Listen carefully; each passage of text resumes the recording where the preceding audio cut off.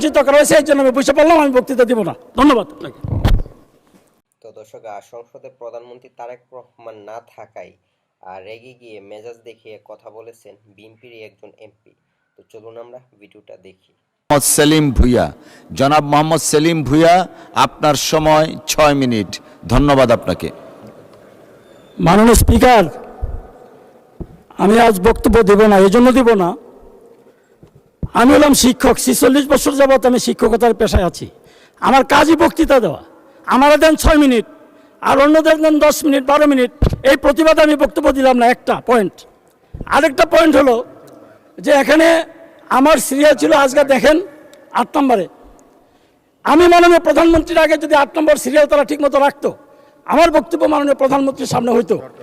এখান থেকে আমাকে বঞ্চিত করা হয়েছে, এই জন্য আমি বুঝে পারলাম আমি বক্তৃতা দিব না। ধন্যবাদ আপনাকে। মাননীয় সদস্য, আমরা আপনাকে বক্তব্য দেওয়ার জন্য অনুরোধ জানিয়েছিলাম বা জানিয়েছি। দেওয়া না দেওয়া it's up to you, it's your freedom. But টাইমের যে বিষয়টা, সেটা আমাদের তৈরি না। মাননীয় ট্রেজারি বেঞ্চের চিফ হুইপ তিনি সময় এবং সিরিয়াল করে দেন, সেই হিসাবে আমাদের এই বেঞ্চ থেকে আমরা চলি। আপনাকে অসংখ্য ধন্যবাদ।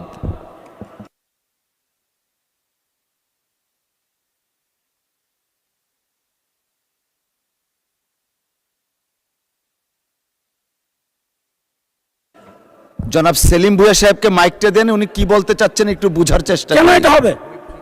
আস্তে আস্তে বলেন যেন আমরা বুঝতে পারি, ধরতে জনগণের পারি। প্রতিনিধি, আমিও জনগণের প্রতিনিধি, সুতরাং আমারও রাইট আছে এখানে কথা বলার। আমাকে আমার ন্যায্য অধিকার দিতে হবে কথা বলার জন্য। মাননীয় স্পিকার, আজকের এই মহান জাতীয় মাননীয় সংসদে সদস্য, আপনি কি বক্তব্য দেওয়ার জন্য প্রস্তুত দিতে চাচ্ছেন? 6 মিনিট দেওয়া হলো আপনাকে। যে বাজেট পেশ করা হয়েছে, এটা একটা ঐতিহাসিক বাজেট। এই বাজেটের জন্য মাননীয় প্রধানমন্ত্রী এবং মাননীয় অর্থমন্ত্রীকে ধন্যবাদ জানাচ্ছি। এই ঐতিহাসিক বাজেটের উপর বক্তব্য রাখার সুযোগ পেয়েছি, কিন্তু মন খারাপ, ভালোভাবে দিতে পারতেছি না। আজকে এই শিক্ষা খাতকে সর্বোচ্চ অগ্রাধিকার দেওয়ায় আমি আবারও মাননীয় প্রধানমন্ত্রীকে এবং অর্থমন্ত্রীকে ধন্যবাদ জানাচ্ছি। বিগত 17 বছর ফ্যাসিস্ট সরকার শিক্ষা খাতকে ধ্বংস করে দিয়েছে। এই শিক্ষা খাতের উপর যেহেতু সর্বোচ্চ বাজেট, এই জন্যই আমার একটু বক্তব্য বেশি দেওয়ার প্রয়োজন। এই শিক্ষা খাতের বাজেটটা যাতে ঠিকমতো কাজে লাগানো হয়, কারণ এই শিক্ষা খাতে আগে যে বাজেট রাখা হয়েছিল, সেই বাজেটে দেখা যায় যে সবচেয়ে বেশি বরাদ্দ রাখা হয়তো প্রশিক্ষণে, শিক্ষকদের প্রশিক্ষণ। মাননীয় স্পিকার, আপনি শুনলেও অবাক হবেন, এই যে শিক্ষকদের প্রশিক্ষণের জন্য যে বাজেট রাখা হতো, শিক্ষার উন্নয়নের জন্য না, শিক্ষকদের প্রশিক্ষণের জন্য। এই প্রশিক্ষণে শিক্ষকদেরকে না পাঠিয়ে আমরারা এই প্রশিক্ষণে যাইতো, শিক্ষকদের প্রশিক্ষণে, এবং আমরারা এই শিক্ষকদের প্রশিক্ষণে গিয়ে তাদের আত্মীয় স্বজনকেও সেই প্রশিক্ষণে নিত শিক্ষকের নাম দিয়ে, এবং সেখানে তারা যে ট্রেনিং নিয়ে এসে, আমরারা দেখা গেছে যে একজন উপসচিব প্রশিক্ষণ নিয়ে আসছে, উনি প্রশিক্ষণ নিয়ে এসে 2 মাস পরে তাকে বন মন্ত্রণালয়ে ট্রান্সফার করে দিছে। এখন উনি ছাত্রদের প্রশিক্ষণের জন্য যে ট্রেনিং নিয়ে আসলো, সেই ট্রেনিং কি উনি বাঘকে শেখাবে, না ভাল্লুককে শেখাবে, না সাপেরে শেখাবে? এটা প্রশ্ন। এই ধরনের বাজেটকে যাতে অপচয় করা না হয়, আর যাতে এই ধরনের মানে দুর্নীতি শিক্ষা খাতে না হয়, সেটাকে দেখতে হবে। এখানে আপনার আমাদের এত বড় মানে রিস্ক নিয়েছেন এই সরকার, যে কিভাবে শিক্ষার উন্নয়ন করা যায়। আপনি দেখেন, এই একটা পত্রিকায় লেখা আছে, পাঠ্য বই মুদ্রণে এনসিটিভিতে ফের সক্রিয় আওয়ামী সিন্ডিকেট। কেন আমাদের কি লোক নাই? আওয়ামী সিন্ডিকেটদের কাছে কেন? এখানে পরিষ্কার বলা আছে যে সবচেয়ে বেশি বিতর্কিতদের মধ্যে আছে এনসিটিভির সচিব অধ্যাপক শাহ মোহাম্মদ ফিরোজ আল ফেরদৌস। তিনি আওয়ামী লীগের শিক্ষামন্ত্রী, দীপুমনির ঘনিষ্ঠ পানি জাহাঙ্গীর, শাহিদুল কবির, রতন কুমার, নিজামুল হক সিন্ডিকেটেরও সক্রিয় সদস্য ছিলেন। এখন তাকে আবার এখানে কেন এই সুযোগটা দেওয়া হলো? এটা আমার আপনার মাধ্যমে প্রশ্ন। এবং ক্ষুদ্র মাঝারি প্রেসকে এখানে, যারা আমাদের দেশের এই ক্ষুদ্র মাঝারি প্রেসকে এখানে বঞ্চিত করে এখানে প্রায় 2000 কোটি টাকার মুদ্রণ কাজ ভাটপাটোয়ারা করা হচ্ছে। এটা তদন্তে দেওয়া হোক এবং তদন্তে দেওয়া হলে দোষী ব্যক্তিদের বিরুদ্ধে এখানে শাস্তিমূলক ব্যবস্থা করা হোক। এখানে আমাদের মাননীয় প্রধানমন্ত্রী এবং অর্থমন্ত্রী যেই আপনার টাকাটা রেখেছেন শিক্ষা খাতে, যে 1,36,606 কোটি টাকা, এই 6 কোটি টাকার সঠিক ব্যবহার করতে হবে। এখানে দেখা যায় কারিগরি শিক্ষার কথা বলা হয়েছে। মাননীয় স্পিকার, কারিগরি শিক্ষা, কর্মমুখী শিক্ষার কথা প্রাধান্য দিয়েছেন আমাদের মাননীয় প্রধানমন্ত্রী, কিন্তু এই কর্মমুখী শিক্ষায় আপনার এখানে এটার উপর আসলে কোনো গুরুত্ব দেওয়া হচ্ছে না। এখানে শিক্ষা প্রতিষ্ঠান যদি আপনি চালু না করেন, নতুনভাবে যদি আপনার কারিগরি শিক্ষা প্রতিষ্ঠান গড়ে তোলা না হয়, তাহলে তো আপনার কিভাবে এই শিক্ষার মান উন্নয়ন করবেন আপনি কারিগরি শিক্ষার? সুতরাং এই কারিগরি শিক্ষার উন্নয়নের জন্য যে সমস্ত শর্ত দেওয়া হয়েছে শিক্ষা প্রতিষ্ঠান গঠন করার জন্য, তৈরি করার জন্য, সেই শর্তগুলি কিছুটা শিথিল করে কারিগরি শিক্ষা প্রতিষ্ঠানের সংখ্যা এখানে বাড়াতে হবে। এখানে NTRC নামক শিক্ষা মন্ত্রণালয়কে শিক্ষক নিয়োগের জন্য যে একটা আপনার NTRC বিগত সরকারের সময়, বিএনপি সরকারের সময় NTRC করা হয়েছিল শিক্ষকদের একটা রেজিস্ট্রেশন দেওয়ার জন্য, কিন্তু এই রেজিস্ট্রেশন কর্তৃপক্ষ এখন মানে কয়েক হাজার নকল সার্টিফিকেট দিয়েছে। এখন এই নকল সার্টিফিকেটধারীরা, এই যে একটা পরীক্ষা নেওয়ার একটা প্রক্রিয়া চলছে, নকল সার্টিফিকেটধারীরা এখন এই পরীক্ষা দেওয়ার সুযোগ পাইতেছে। এই জন্য আগে নকল সার্টিফিকেটধারী যারা, তাদেরকে বাইর করতে হবে। আমরা চাই যোগ্যতা সম্পন্ন, মেধা সম্পন্ন শিক্ষক নিয়োগ করা হোক, কিন্তু সেটা স্বচ্ছ প্রক্রিয়ার মাধ্যমে।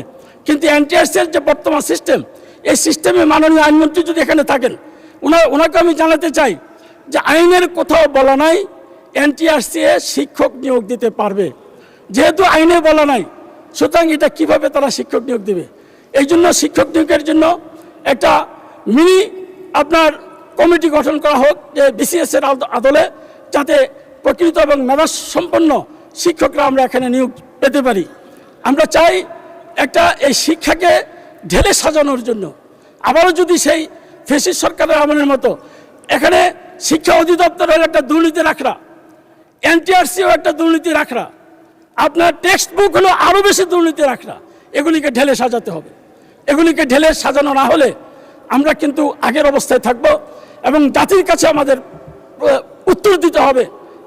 এবং আমাদের মাননীয় প্রধানমন্ত্রীর যে প্রত্যাশা, হাজার হাজার কোটি টাকা, 1,36,000 কোটি টাকা শিক্ষার জন্য বরাদ্দ রেখেছেন, আজকে আমার মাননীয় প্রধানমন্ত্রী কেন বিতর্কিত হবে? উনি তো করেছেন এদেশের শিক্ষার উন্নয়নের জন্য। সেই জন্য আমি চাই যে বেসরকারি শিক্ষকদের যে চাকরি জাতীয়করণ, আমাদের মাননীয় একজন সংসদ সদস্য বলেছেন, এটা কিন্তু 2010 সনের 12ই মে চীনমূর্তি সম্মেলন কেন্দ্রে তৎকালীন বিরোধী দলের নেত্রী, সাবেক প্রধানমন্ত্রী আমাদের মা মরহুমা বেগম খালেদা। মাননীয় সদস্য, আপনাকে আরো 3 মিনিট সময় বৃদ্ধি করা হলো। আমি যদি সরকার গঠন করতে পারি, এদেশের শিক্ষকদের চাকরি জাতীয়করণ করব। ওনার এই ঘোষণার সময় আজকের যিনি আমাদের মাননীয় মহাসচিব বিএনপি বাংলাদেশ জাতীয়তাবাদী দলের, সেখানে উনি ছিলেন, মাননীয় শিক্ষামন্ত্রী তৎকালীন ডক্টর উসমান ফারুক সাহেব ছিলেন, খায়রুল কবির খোকন সাহেব ছিলেন, আমানুল্লাহ আমান সাহেবরা ছিলেন, জয়নুদ্দিন ফারুক সাহেব সেদিন ছিল। সুতরাং আমি চাই মাননীয় প্রধানমন্ত্রীর যে ঘোষণা, সেই ঘোষণার বাস্তবায়ন করতে হবে।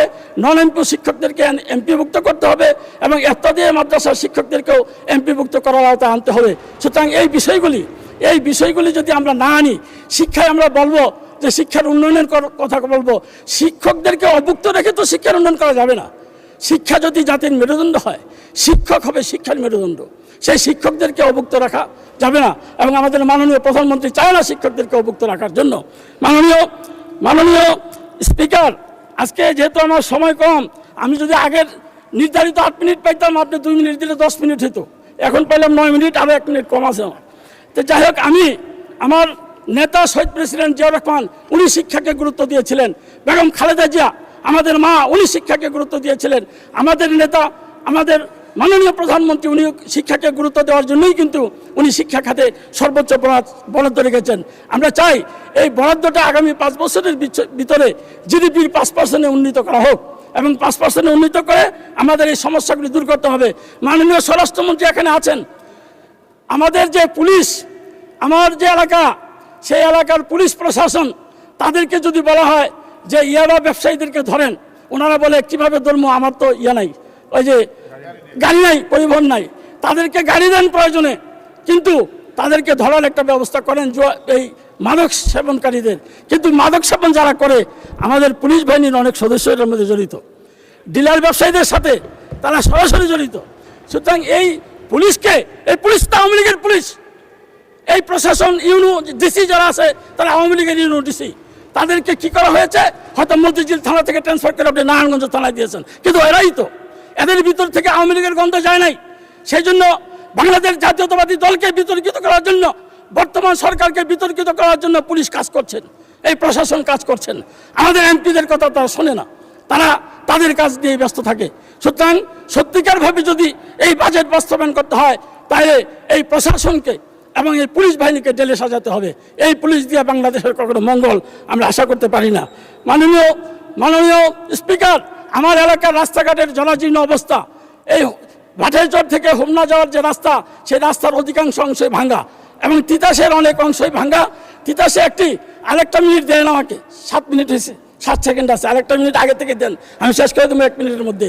আমার এলাকায় 1 মিনিট দেয়া হলো, শেষ করেন তারপরেও। হ্যাঁ, এখানে একটা এলাকা আছে ঝগড়ার চর, এই ঝগড়ার চরকে আমরা শান্তির চরে পরিণত করতে চাই মাননীয় প্রধানমন্ত্রীর নেতৃত্বে। এবং এই তিতাস নদীর পারে এখান থেকে আপনার এই গ্রামটি সম্পূর্ণ একটা দ্বীপ এলাকা, বিচ্ছিন্ন এলাকা। এখানে আমাদের মাননীয় এলজিআরডি মন্ত্রী, মাননীয় মহাসচিব, উনি পদক্ষেপ নিয়েছেন এই নদীর উপর সেতু নির্মাণ করার জন্য। সেই জন্য আমি মাননীয় মহাসচিবকে এবং আজকের আমাদের স্থানীয় সরকার যে মন্ত্রী, ওনাকে ধন্যবাদ জানাচ্ছি এবং মাননীয় প্রধানমন্ত্রীকে ধন্যবাদ জানাচ্ছি। এই ভবেরচর থেকে মেঘনা যাওয়ার এই রাস্তা, মেঘনা হয়ে হোমনা যাওয়ার রাস্তাটা, এটা মেরামত করার জন্য, এবং আমরা যে যাই আমাদের গাড়ি ওইখানে পড়ে জায়গা, মানুষ দিয়ে আবার উঠাইতে হয়, তো সেই অবস্থায় থেকে পরিত্রাণে আমরা উপায় খুঁজছি। এবং মাননীয় এলজিআরডি মন্ত্রীকে আমি আরেকটা অনুরোধ করব, তিতাসকে একটি পৌরসভায় পরিণত করার জন্য। তিতাস একটি পৌরসভা যাতে হয়, মাননীয় স্থানীয় সরকার মন্ত্রী মহোদয়, আপনি দৃষ্টি আকর্ষণ করে আমার বক্তব্য এখানে শেষ করছি।